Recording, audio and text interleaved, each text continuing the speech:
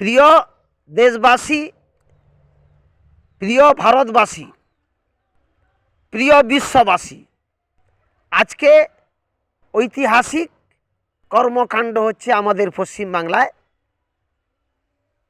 বাবর সম্রাটের কোনো বংশধর, তার ছেলের নাম হুমায়ুন ছিল। এখন সেই হুমায়ুন নামের কোনো বিশিষ্ট ব্যক্তি, তিনি পশ্চিমবাংলার এমএলএ মাননীয় হুমায়ুন কবির। ঠিক বলছে, ঠিক ঠিক ঠিক। তিনি আজকে বাবরি মসজিদ নির্মাণ করছেন। যে বাবরি মসজিদ বাবর নির্মাণ করেছিলেন, যে বাবরি মসজিদকে একসময় ধ্বংস করা হয়েছিল, যে বাবরি মসজিদের কেসে ভারতের মহামান্য সুপ্রিম কোর্ট সেটাকে একটা বিশেষভাবে বাবরি মসজিদের বদলে প্রথমে অনেকে চেয়েছিলেন সৌদাগর হোক তাজমহলের মতন, আবার কেউ চাইলেন না আধা মন্দির হোক আধা মসজিদ হোক, আবার যাই হোক এখন একটা সেটা বাবরি মসজিদ নয়, সেটা বাবরি মসজিদ না হয়ে সুপ্রিম কোর্টের তার পরামর্শ মতন, তার আদেশ মতন যেটা হচ্ছে সবাই জানেন সেখানে কি হচ্ছে।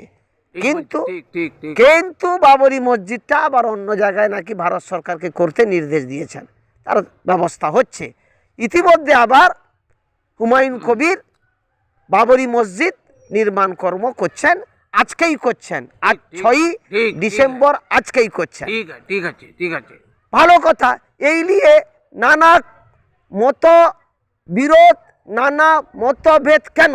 আমাদের মহামান্য মুখ্যমন্ত্রী 2000 কোটি টাকা খরচা করে দীঘায় জগন্নাথ মন্দির করলেন।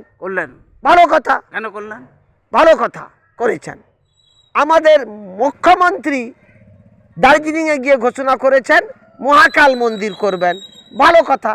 তখন তো কোনো কেউ মতবিরোধ কিছু হয়নি বাবা, সব করছেন, সব করছেন।